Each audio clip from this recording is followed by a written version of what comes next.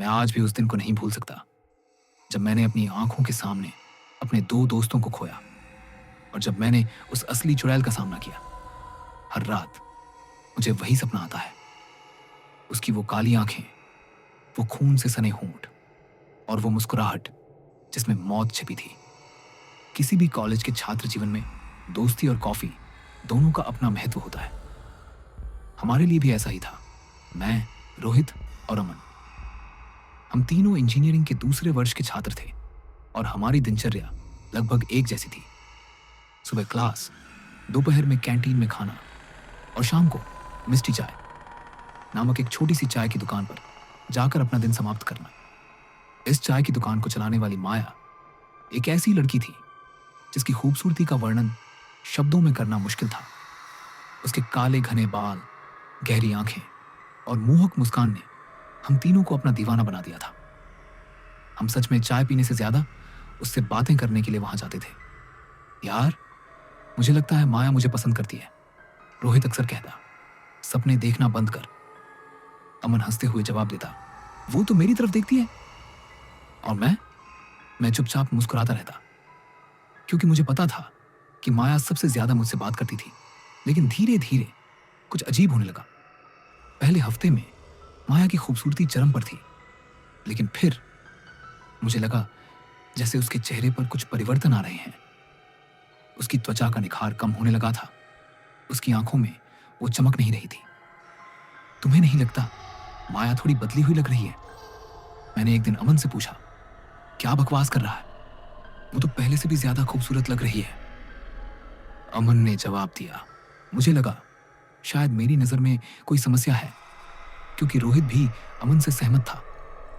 फिर एक दिन माया ने रोहित को अकेले में बुलाया। मुझे तुमसे कुछ जरूरी बात करनी है, उसने कहा। आज रात दुकान बंद होने के बाद आना। रोहित के चेहरे पर जो खुशी थी वो देखने लायक थी। उसने हमें बताया और फिर शाम को सज धज कर निकल गया। अगले दिन रोहित क्लास में नहीं आया। हमने उसे फोन किया, लेकिन उसका फोन बंद था। हमने उसके हॉस्टल रूम पर जाकर देखा, वहां भी नहीं था। शायद किसी लड़की के साथ भाग गया होगा। अमन ने मजाक उड़ाया, लेकिन मुझे अंदर से कुछ गड़बड़ लग रही थी। हम उस शाम फिर मिस्टी चाय गए। माया पहले से भी अधिक खूबसूरत लग रही थी। उसकी त्वचा में एक अलग ही निखार था, जैसे उस पर किसी ने चांदनी बिखेर दी हो। रोहित कहाँ है? मैंने सीधे पूछा। मुझे क्या पता, माया ने अपनी मोहक मुस्कान के साथ जवाब दिया। वो तो यहां से निकलते ही अपने किसी दोस्त के घर जाने की बात कर रहा था।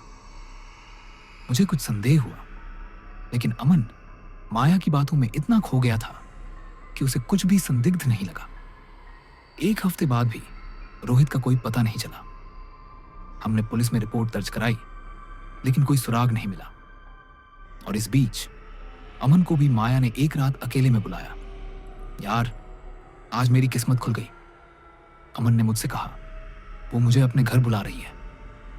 मैंने उसे रोकने की कोशिश की। अमन, कुछ तो गड़बड़ है। रोहित के गायब होने के बाद मुझे माया पर शक है। तू जलता है क्योंकि उसने तुझे नहीं बुलाया, अमन ने हंसते हुए कहा और चला गया। अगले दिन अमन भी गायब था।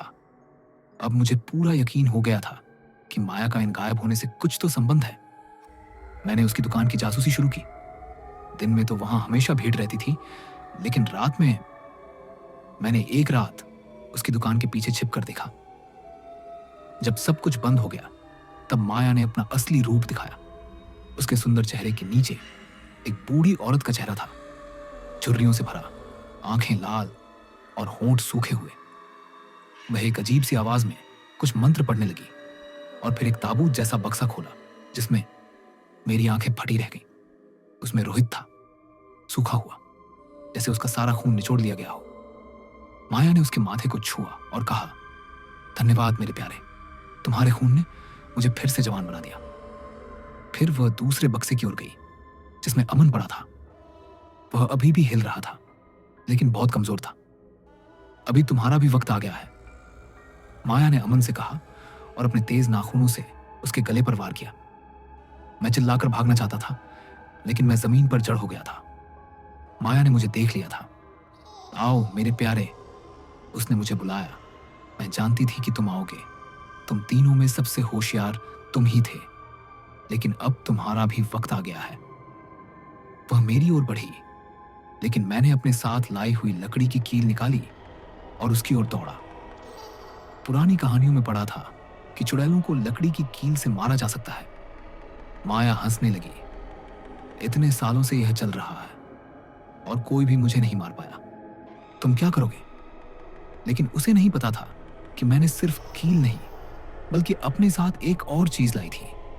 अपने दादाजी की दी हुई एक पुरानी किताब, जिसमें तंत्र मंत्र के बारे में लिखा था। मैंने जल्दी से एक मंत्र पढ़ना शुरू किया, जो मैंने रात भर याद किया था। माया चिल्लाने लगी, नहीं, तुम्हें यह मंत्र कैसे पता? उसके चिल्लाने का फायदा उठाकर मैंने कील को उसके सीने में घोंप दिया। माया की चीख पूरे इलाके में गूंज उठी। उसका शरीर जलने लगा और वह धीरे धीरे राख में बदलने लगी। मरते मरते उसने मुझे श्राप दिया, तुम जिंदा रहोगे, लेकिन हमेशा अकेले, जैसे मैं थी सैकड़ों साल से। जब सब कुछ शांत हुआ, मैंने देखा कि अमन अभी भी जिंदा था, हालांकि बहुत कमजोर। मैंने उसे अस्पताल पहुंचाया और पूरी कहानी पुलिस को बताई। पहले तो किसी ने मेरी बात पर विश्वास नहीं किया, लेकिन फिर जब उन्होंने माया की दुकान की खुदाई की, तो उन्हें पिछले कई दशकों के लापता लोगों के अवशेष मिले। इस घटना के बाद अमन कभी पूरी तरह से ठीक नहीं हुआ। उसके बाल सफेद हो गए थे और उसकी आंखों में हमेशा एक डर रहता था। रोहित को हमने खो दिया था और मैं आज भी उस श्राप के साथ जी रहा हूं। वे कहते हैं कि मिष्टी चाय की जगह पर अब कोई दुकान नहीं खुलती, और अगर रात के समय वहां से गुजरो तो एक सुंदर लड़की की मधुर आवाज सुनाई देती है, चाय पियोगे? लेकिन अब कोई नहीं जाता, क्योंकि सभी जानते हैं कि वह आवाज किसकी है। अगर आपको भी डरावनी कहानियां पसंद हैं, तो हमारे चैनल को सब्सक्राइब करें और हर हफ्ते नई हॉरर स्टोरी का आनंद लें।